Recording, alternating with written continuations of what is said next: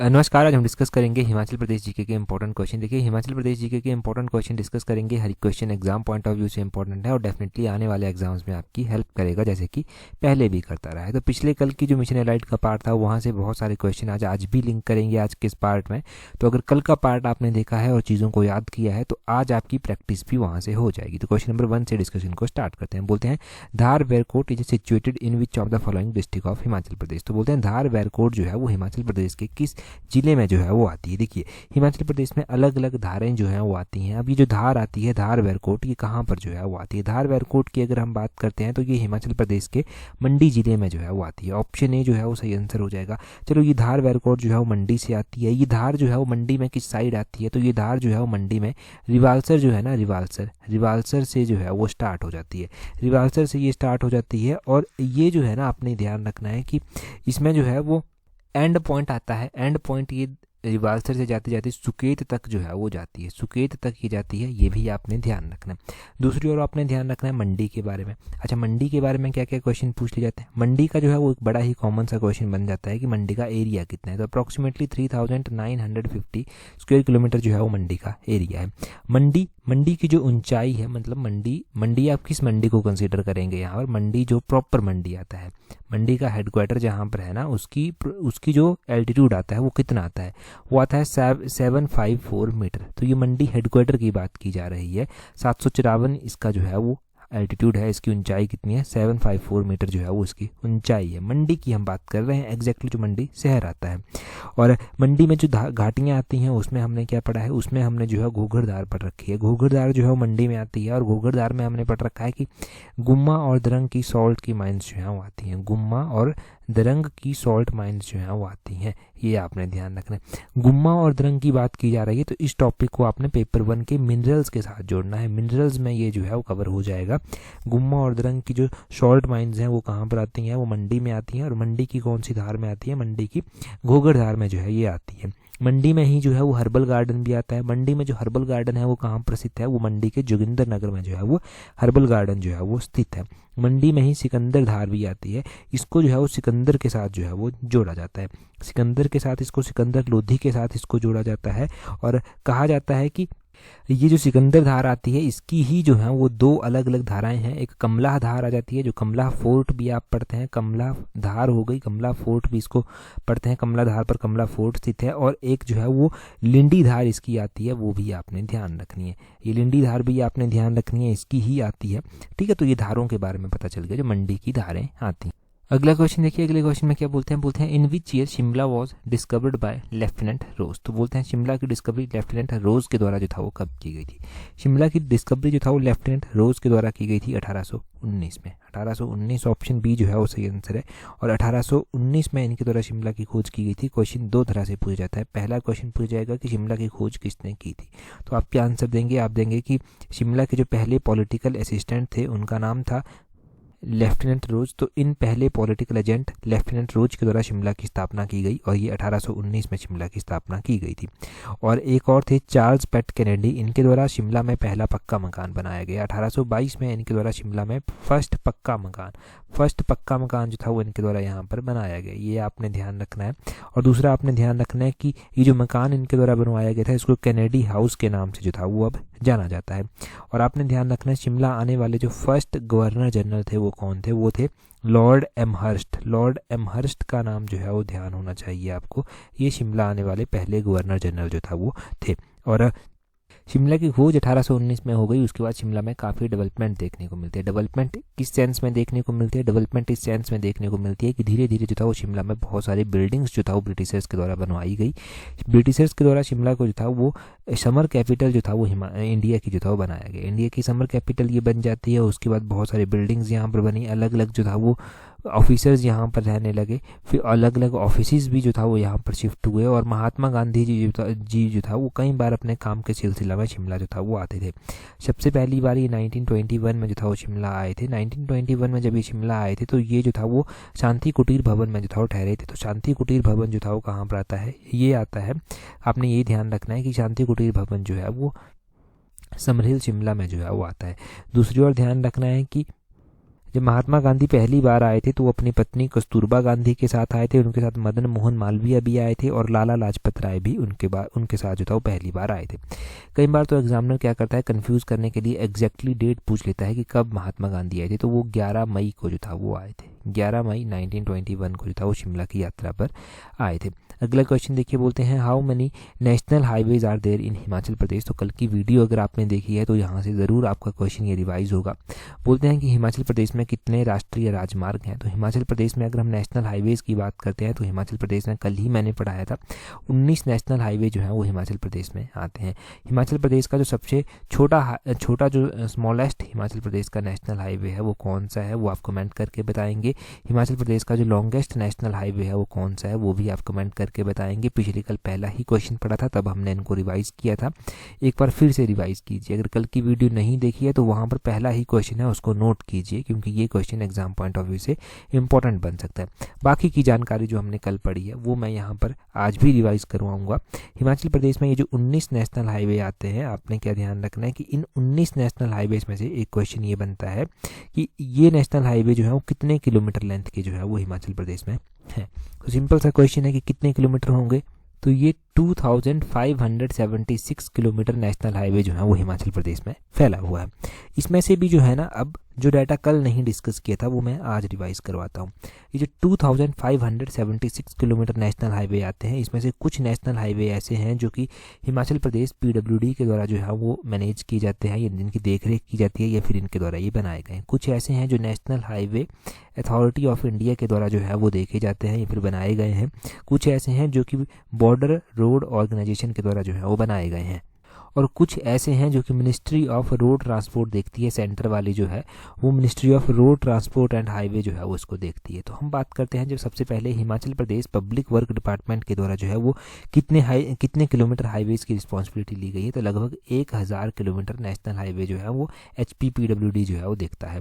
और अगर हम बात करते हैं दूसरे नंबर पर national highway authority of India की, तो national highway authority of India जो है वो 785 किलोमीटर जो है वो नेशनल हाईवे उसको जो है वो देखता है। 785 किलोमीटर नेशनल हाईवे इसको देखता है। बॉर्डर रोड ऑर्गेनाइजेशन जिसको BRO कहते हैं, ये कितने हाईवे इसको देखता है, ये 569 किलोमीटर हाईवे इसको जो है वो देखता है। और ministry of road and transport की बात करें तो ministry of road and transport जो है वो 214 किलोमीटर नेशनल हाईवे को जो है वो देखती है। 214 किलोमीटर हो गया। ज़रूरी नहीं कि जैसे हमने पढ़ा है वैसे ही क्वेश्चन पूछा जाए, बल्कि एग्जामिनर क्या करेगा अगली बार, वो मैच करने को दे देगा। तो मैच करना भी आपको यहाँ पर ये आना चाहिए।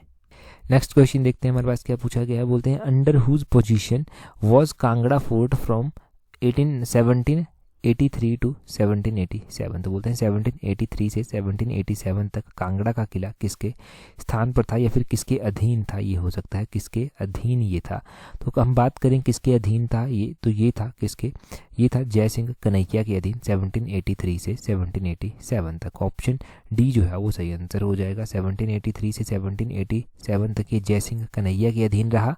अच्छा, 1783 और 1787 तक तो इसके पास रहा, परंतु 1787 के बाद ये कहाँ पर गया, तो ये महाराजा संसार चंद जो थे ना, संसार चंद कांगड़ा के राजा जो थे, संसार चंद के पास जो था वो आ गया था। संसार चंद को ये सौंप दिया गया था। फिर संसार चंद का कार्यकाल अच्छे से स्टार्ट होता है, और संसार चंद जो है वो क्या करता है, अलग अलग क्षेत्रों को जो है वो लूटना स्टार्ट करता है। फिर क्या होता है, बिलासपुर को भी तंग किया गया। एक तो बिलासपुर के ऊपर 1794 पर आक्रमण कर दिया गया, वहाँ पर जो था वो एक किला भी बनवा दिया गया, जिसको जो था वो छातीपुर का किला कहा गया, बिलासपुर की चेस्ट पर बनवाकर। फिर किया बिलासपुर ने गोरखाओं को आमंत्रित, गोरखा आए, फिर उन्होंने संसार चंद को जो था वो हराया। परंतु 1783 से पहले का स्टेटस जानना भी इम्पॉर्टेंट है। 1783 से पहले क्या हुआ था, ये किला कुछ टाइम तक मुगलों के पास भी रहा, सिखों के पास भी रहा।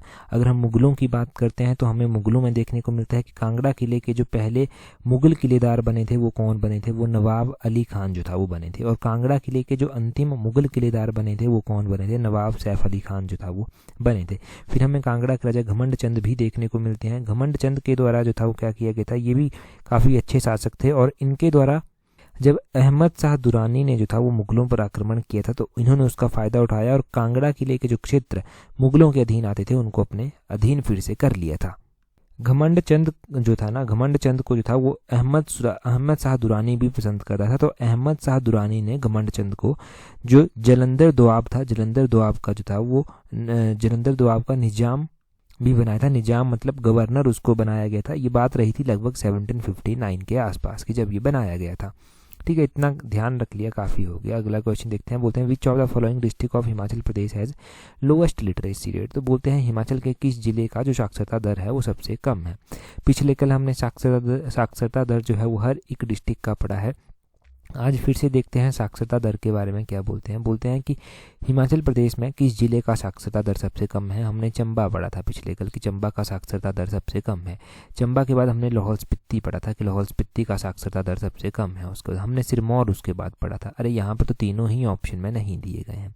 जब तीनों ही ऑप्शन में नहीं दिए गए हैं तो आपको हर एक डिस्ट्रिक्ट का साक्षरता दर पता होना चाहिए, ऑब्वियस ही बात है। तो यहाँ पर देखो, कल मैंने क्या बोला था याद रखने के लिए। मैंने कहा था आपको कि एक तो याद रखना हिमाचल प्रदेश की राजधानी शिमला का जो लिटरेसी रेट है वो 83.6% है। और दूसरा मैंने कहा था कि मंडी का भी ध्यान रखना, वो 81.5% है। फिर उसके बाद कुल्लू आता है, तो कुल्लू का लिटरेसी रेट है 79.4%। ये आपने ध्यान रखना है। ऑप्शन में हमारे पास शिमला भी दिया गया था, मंडी भी दिया गया था और कुल्लू भी दिया गया था। इसके अलावा हमारे पास ऑप्शन में कांगड़ा दिया गया था। कांगड़ा मैंने बताया था टूरिज्म कैपिटल की तरह याद रखना है उसको। तो कांगड़ा का लिटरेसी रेट 85.7% है। ये कांगड़ा का लिटरेसी रेट है। तो इस हिसाब से अगर हम देखें तो सबसे कम लिटरेसी रेट किसका हुआ? कुल्लू का हुआ। हमने जो था वो चंबा भी पढ़ लिया था 72.2%। हमने लाहौल स्पीति पढ़ लिया था 76.8%। सिरमौर हमने कल पढ़ लिया था 78.8% और आज हमने कुल्लू भी पढ़ लिया। कुल्लू जो है वो 9th नंबर पर आता है और ये जो है वो 79.4% जो है वो उसका लिटरेसी रेट आता है। अब लिटरेसी रेट के बारे में कोई डाउट तो नहीं रहेगा। चलो, नहीं रहेगा डाउट, अच्छी बात है। पूरे हिमाचल का जो लिटरेसी रेट आता है वो कितना आता है? 82.80% आता है। हाईएस्ट लिटरेसी रेट हमीरपुर का है, वो 88% है अप्रॉक्सीमेटली, वो ध्यान रखना है। ठीक है, इतना क्वेश्चन याद रखना आप, इतना जो मैंने बताया डाटा धीरे धीरे देखना आपको। अगर आप डेली फॉलो करते हैं ना तो धीरे धीरे ये डाटा याद ही हो जाएगा आपको। हम पढ़ेंगे ही इस तरह से कि याद हो जाएगा। अब लास्ट के 4 डिस्ट्रिक्ट तो आपको कभी भी नहीं भूलते। लास्ट में जो है वो सबसे पहले चंबा आता है, चंबा के बाद लाहौल स्पीति आता है, फिर सिरमौर आता है, फिर कुल्लू आता है। ये नहीं भूलते अब आपको कभी भी नहीं, ऐसे ही तो याद करवाएंगे।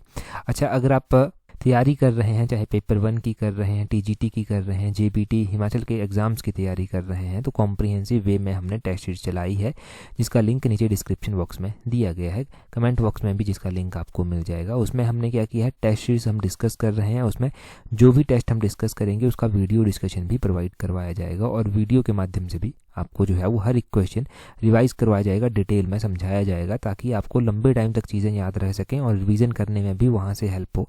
तो वो वीडियोस भी आपको प्रोवाइड करवाई जाएंगी। इसमें हिमाचल जीके भी इंक्लूड है, इंडिया जीके भी जो है वो इंक्लूड है, दोनों ही इंक्लूड है। वो टेंशन लेने की बात नहीं है कि किसी एक चीज़ को हमने कवर किया है। शेड्यूल्ड वे में हमारी टेस्ट सीरीज चली है, काफ़ी टॉपिक्स हमने कवर कर लिए हैं। तो अगर आप जुड़ना चाहते हैं तो नीचे डिस्क्रिप्शन बॉक्स, कमेंट बॉक्स में लिंक दिया गया है, वहाँ से जुड़ जाना। अगला क्वेश्चन देखिए क्या बोलते हैं the total area of Solan district is. तो सोलन, कल हमने एरिया पढ़ा था, आज बोलते हैं कि सोलन डिस्ट्रिक्ट का क्षेत्रफल कितना है। तो सोलन डिस्ट्रिक्ट का क्षेत्रफल है 1936 स्क्वायर किलोमीटर। ऑप्शन डी जो है वो सही आंसर हो जाएगा। ये सोलन का जो है वो क्षेत्रफल आता है। हमने हाईएस्ट भी एरिया देखा था, हमने लोएस्ट भी एरिया देखा था। एक बार फिर से देखते हैं उसी को ताकि याद हो सके। क्वेश्चन पढ़ना ही काफ़ी नहीं है, हमारा काम है क्वेश्चन भी आपको याद करवाया जाए और आपका काम है हमें सपोर्ट करना। ठीक है, देखिए क्वेश्चन सबसे पहला क्या बनेगा यहाँ से कि लाहौल स्पीति का एरिया कितना आता है। लाहौल स्पीति का जो एरिया आता है वो 13,841 स्क्वायर किलोमीटर आता है, जो कि पूरे हिमाचल का 24.86 या अप्रॉक्सीमेटली 25% कह लीजिए एरिया कवर करता है। और सबसे कम आता है हमीरपुर का, जो कि आपने कल याद कर लिया था 1118 2.01 ये बनता है। हमीरपुर के बाद दूसरे नंबर पर बिलासपुर आता है और तीसरे नंबर पर ऊना आता है और चौथे नंबर पर आता है ये सोलन। ये ध्यान रखना है। बिलासपुर का एरिया 1167 है, जो पूरे हिमाचल का 2.10% बनता है और ऊना का एरिया है 1540, जो कि पूरे हिमाचल का 2.77% बनता है। और सोलन का एरिया है 1936, जो कि पूरे हिमाचल का 3.48% बनता है। कैसे याद रखेंगे? याद रखने की बड़ी ही सिंपल ट्रिक है कि हाईएस्ट आता है लाहौल स्पीति का, फिर लोएस्ट की ओर से जब आप चलेंगे तो हमीरपुर भी याद रह जाएगा। अब हमीरपुर के बाद बिलासपुर साथ में बाउंड्री लगाता है और दूसरी तरफ पड़ता है साइड को जाकर ऊना। तो ऊना आता है, और उसके बाद सोलन भी एक छोटा सा डिस्ट्रिक्ट आता है, ऐसे याद रखें।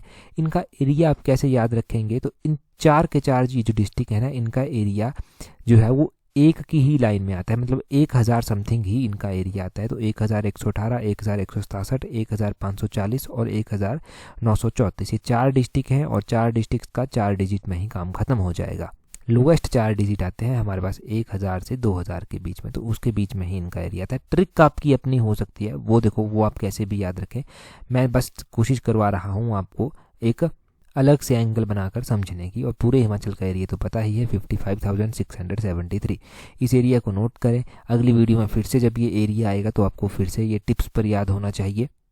नेक्स्ट क्वेश्चन की ओर चलते हैं। हमारे पास नेक्स्ट क्वेश्चन क्या है, बोलते हैं विच of the following pass located between Kullu and Kangra. तो बोलते हैं कि इनमें से कौन सा दर्रा ऐसा है जो कि कुल्लू और कांगड़ा के बीच में जो है वो स्थित है। कुल्लू और कांगड़ा के बीच में, यहाँ पर ऑप्शन देखिए आप पहले तो, कुल्लू और कांगड़ा के बीच में कौन कौन से दर्रे हैं। इनमें से ये एक है सारी गलू दिया हुआ, यहाँ पर एक सी जोत दिया हुआ है, एक तेलंग जोत दिया हुआ है, एक खिदाला जोत यहाँ पर दिया गया है। तो पता होना चाहिए, हमने जब भी टेस्ट सीरीज पढ़ी है तो वहाँ पर हमने टॉपिक वाइज पढ़ा है, हमने वहाँ पर पासिस और वैलीज भी पढ़ी हैं। तो हमने पासिस में क्या क्या पढ़ा है, ये जो खिदाला जोत आता है ये कहाँ पर आता है, ये आता है चंबा में। चंबा में जो है ये आता है, चंबा में ये आता है। तो ये तो कुल्लू को कांगड़ा से नहीं जोड़ता। उसके बाद तेलंग जोत, तेलंग हमने कैसे पढ़ा था कि तेलंग जोत जो है ना वो किसको किसके साथ जोड़ता है, या फिर कहाँ पर जो है वो आता है, चंबा को कांगड़ा साइड से, ये चंबा को कांगड़ा साइड से जो है वो जोड़ता है। वैसे ही हमने पढ़ा था सी जोत, सी जोत जो है वो कहाँ पर पड़ता है, ये कुल्लू में जो है वो पड़ता है, ये कुल्लू में पड़ता है। अरे अब हमारे पास एक ही दर्रा बचाता है, वो है सारी गलू। ये सारी गलू जो है ना ये कुल्लू को कांगड़ा से जो है वो जोड़ता है। कांगड़ा कुल्लू के बीच में जो दर्रे आते हैं उसमें एक सारी गलू जो है वो आ जाता है। सारी के अलावा जो है वहाँ पर बेरियंगा गलू आ जाता है, BHERIANGA, बेरियंगा गलू आ जाता है। पास इसको बोल देते हैं दर्रा। और एक तेंतु आ जाता है, तेंतु वहाँ पर आ जाता है, तेंतु पास। एक काठी कुकड़ी आ जाता है, काठी कुकड़ी आपने ध्यान रखना है, काठी कुकड़ी भी जो है ये आता है, ये आपने यहाँ पर नोट करना है। बेरियंगा हो गया, काठी कुकड़ी हो गया, तेंतु हो गया, और एक तो आपने सारी गलू पढ़ ही लिया। बस इतना, ये 4 ही आते हैं, 4 ही आपने कुल्लू कांगड़ा के बीच में जो है ध्यान रखने हैं। इतना हो गया, यहाँ से काफ़ी है, बाकी ऑप्शंस भी क्लियर हो गई, काफ़ी है, ये याद हो जाएगा धीरे धीरे डाटा। आगे बोलते हैं Gandhuri fort is located in which district of Himachal Pradesh. तो ये गंधूरी फोर्ट जो है वो कहाँ पर स्थित है। कई बार तो डिस्ट्रिक्ट देते हैं, कई बार एग्जैक्ट लोकेशन दे देते हैं, हम पढ़ेंगे अभी। गंधूरी किला जो है ना वो सिरमौर डिस्ट्रिक्ट में आता है, ऑप्शन सी सही आंसर है। फोर्ट देखिए आप, list of fort in Sirmaur district. Gandhuri fort है जो है वो राजगढ़ क्षेत्र में सिरमौर के आता है। तो कई बार ऑप्शन में राजगढ़ भी हो सकता है स्पेसिफिक रूप से, तो गंधूरी फोर्ट आपने राजगढ़ ध्यान रखना है। सिरमौरी ताल आता है, ये सिरमौर के पोंटा में आता है और डिस्ट्रिक्ट सिरमौर हो गया। जातक फोर्ट आता है, ये डिस्ट्रिक्ट सिरमौर के नाहन क्षेत्र के समीप आता है और सिरमौर में आता है। मानगढ़ फोर्ट हो गया, ये डिस्ट्रिक्ट सिरमौर के पछाद क्षेत्र से आता है और ये सिरमौर में जो है वो आता है। पछाद कौन सा क्षेत्र है, पछाद विधानसभा वो क्षेत्र है जहाँ से हिमाचल की 3 महिलाओं में से एक महिला MLA जो है वो आती हैं, जो कि BJP पार्टी से जो है वो संबंध रखती हैं और जिनका नाम है रीना कश्यप, उनका नाम भी ध्यान रखना है। एक हरिपुर फोर्ट आता है, हरिपुर फोर्ट हरिपुर धार जो सिरमौर की है वहाँ पर आता है। तो क्वेश्चन ये भी बनता है कि हरिपुर धार कहाँ पर आती है, सिरमौर में जो है ये हरिपुर धार आती है।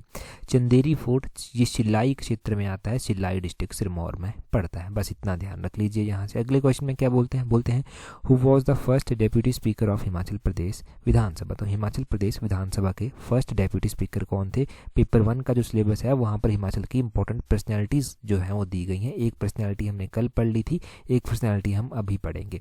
बोलते हैं कि हिमाचल प्रदेश विधानसभा के जो पहले उपाध्यक्ष थे, पहले डिप्टी स्पीकर थे, वो थे कृष्ण चंद वैद।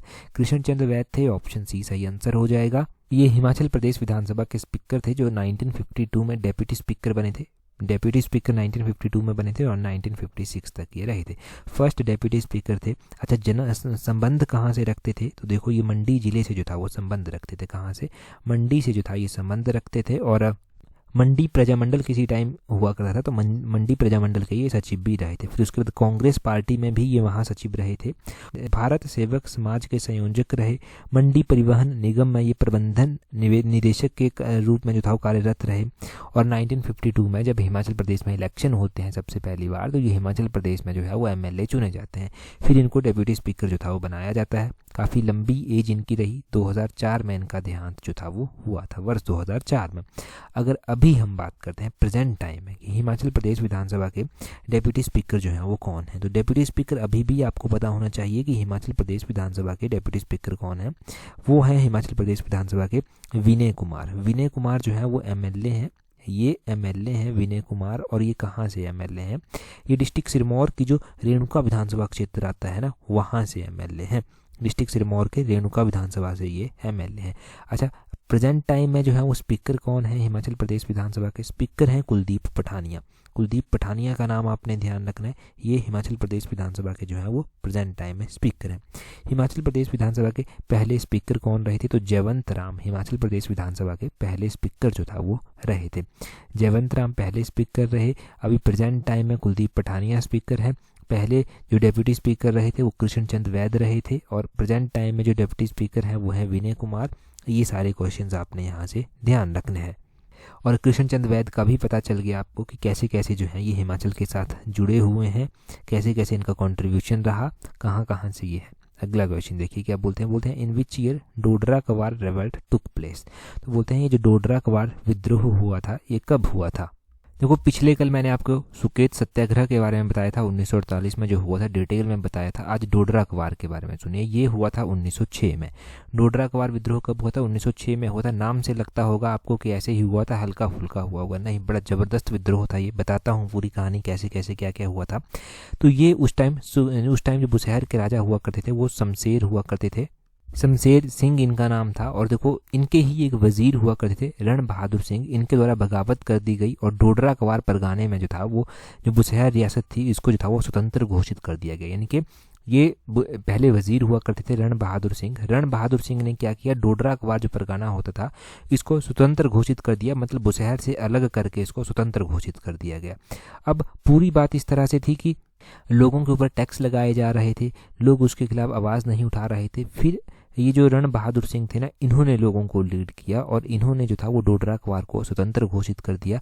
इन्होंने लोगों को कन्विंस किया, लोगों को मनाया इन्होंने कि भाई तुम रियासत के आदेश मत मानो। अब तो रियासत के आदेश न मानने के लिए लोगों को तैयार कर दिया, लोग इसके लिए तैयार भी हो गए।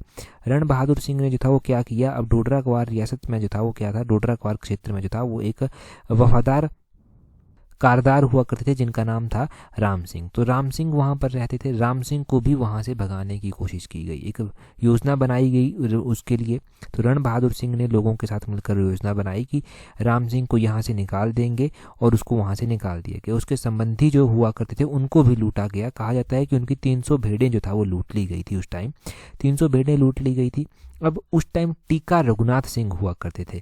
टीका रघुनाथ सिंह को जो था वो रियासत का मैनेजर जो था वो ब्रिटिशर्स के द्वारा बनाया गया था। ब्रिटिशर्स के द्वारा जो टीका रघुनाथ सिंह थे उनको जो था वो मैनेजर बनाया गया था। तो टीका रघुनाथ सिंह ने क्या किया, उन्होंने योजना बनाई कि रण बहादुर सिंह जो बड़ा ही विद्रोही बना हुआ है उसको जो है वो दंडित किया जाएगा। उसको दंडित करने की योजना बनाई। उन्होंने क्या किया, उन्होंने भी यहाँ पर एक तहसीलदार को जो था वो अपॉइंट किया। तहसीलदार हुआ करता था वो रोहड़ू का, जिसका नाम था सुखानंद। सुखानंद को कहा कि जाओ भाई लोगों को जो है वो जाकर सचेत कर दो कि जो वो कर रहे हैं वो ठीक नहीं है। सुखानंद जो था वो 500 लोगों के साथ डोडरा कवार पहुंचता है। जाकर वहां पर ना काफ़ी लूटपाट जो है वो मचाई जाती है। लोगों के घरों को लूटा जाता है, घरों को जला दिया जाता है। जो चीज़ें उठाने लायक थी उनको तो उठा लिया गया, जो चीज़ें नहीं उठाई जा सकती थी उनको क्या किया गया, उनको वहीं पर जला दिया गया। अब लोग यहाँ से काफ़ी नाराज़ जो था वो हो गए। लोगों को लगा कि भाई ये तो बड़ा गलत कर दिया। अभी उन्होंने एक ही गांव लूटा था, अब दूसरे गांव की ओर जो था वो बढ़ रहे थे। दूसरे गांव की ओर वो बढ़ रहे थे तो दूसरे गांव के लोग पहले ही रण बहादुर सिंह के नेतृत्व में तैयार बैठे थे। जैसे ही ये लोग वहां पर आकर पहुंचे तो रण बहादुर की सेना भी तैयार बैठी थी। उन्होंने गांव वालों की सेना जो बनाई थी रण बहादुर ने, उन्होंने जो था वो अटैक कर दिया, पत्थरों से अटैक कर दिया, हवाई फायर कर दिए उन्होंने। और उसके बाद क्या किया गया, लास्ट में चलकर जो तहसीलदार सुखानंद की अध्यक्षता में सेना आई थी, तहसीलदार को बंदी बना लिया गया। कर्मचारी जो बाकी थे उनको भी बंदी बना लिया गया। एक आध लोग तो इसमें मारा भी जाता है। अब जो मैनेजर बनाया गया था ना टीका रघुनाथ सिंह को, ये काफ़ी निराश यहाँ से हुआ और इसने ईगो पे बात ले ली। अब इसने क्या किया, इसने पुलिस को यहाँ पर अपॉइंट कर दिया। जिस तरह से अभी प्रेसिडेंट रूल लगते हैं ना, वैसे ही प्रेसिडेंट रूल लगाकर पुलिस को वहाँ पर भेज दिया गया। और पुलिस ने क्या किया, पुलिस ने धीरे धीरे धीरे करके आंदोलनकारियों को जो था वो गिरफ्तार कर लिया गया और रण बहादुर सिंह को शिमला जेल में रखा गया, बड़ी सख्ती से उसके साथ निपटा गया। बाद में चलकर रण बहादुर सिंह की मृत्यु हो गई। तो ये ऐसे ऐसे जो था ये आंदोलन हुआ था, ज़बरदस्त आंदोलन हुआ था। मतलब जो लूटपाट मचाई गई थी, वो कहते हैं कि इतनी ज़बरदस्त लूटपाट थी कि जो चीज़ें लूटी जा सकती थी वो तो लूट ही ली गई, परंतु जो नहीं लूटी जा सकती थी उनको वहीं पर जला दिया जाता था। यहाँ पर क्या क्या सीखने को मिला, यहाँ पर एक तो सीखने को मिला लीड कौन कर रहा था इस डोडरा क्वार विद्रोह को, रण बहादुर सिंह लीड कर रहे थे। दबाया किसके द्वारा गया वो भी पता चला, टीका रघुनाथ के द्वारा। ठीक है, वो सारे क्वेश्चंस आपको पता चल गए। यहाँ से अब कोई भी क्वेश्चन यहाँ से क्लियर हो सकता है। चलो, जैसे डोडरा क्वार का मैंने बताया कि कौन उसको लीड कर रहा था, वैसे ही कल सुकेत सत्याग्रह का भी बताया था। वैसे ही देखो क्वेश्चन में क्या पूछा गया है, सुकेत सत्याग्रह वाज लीड बाय। तो बोलते हैं सुकेत सत्याग्रह का नेतृत्व किसने किया था। 4 ऑप्शंस दिए गए हैं, आप जल्दी से कमेंट करके जो है वो अपना आंसर बताएंगे। अगर आपने अभी तक भी हमें टेलीग्राम पर ज्वाइन नहीं किया है तो अपने टेलीग्राम से सर्च करना @allexam31, आपको हमारा टेलीग्राम चैनल मिल जाएगा। व्हाट्सएप पर भी हमें ज्वाइन कर लेना, व्हाट्सएप पर भी टाइम टू टाइम हम आपको अपडेट देते रहते हैं। That's all for today. Thank you very much for watching and listening it very patience.